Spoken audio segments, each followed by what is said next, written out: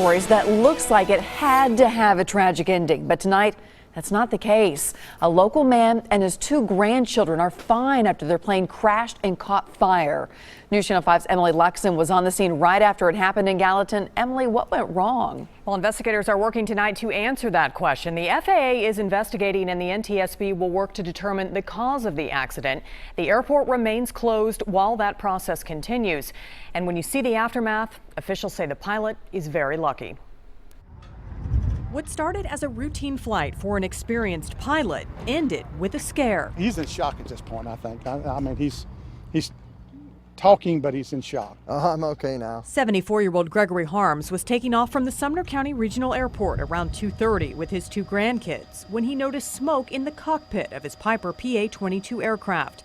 He attempted to turn around and land, but missed the runway, and the plane burst into flames. When we got to the scene, the plane was totally engulfed. The pilot and two grandchildren that was on board, everyone got off safely. After the fire was under control, federal investigators rushed to the scene. Officials said it was a close call for everyone on board. I think they're very lucky. I think he did a good job of getting it back on the ground.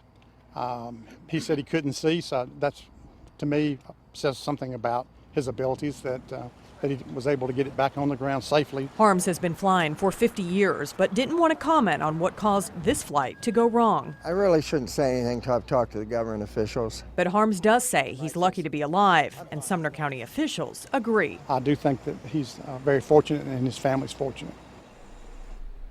Harms did have some burns on his legs, but he did not go to the hospital. Both of his grandchildren were taken to Sumner Regional Medical Center as a precaution, but again, it's amazing that everyone is okay. Rory?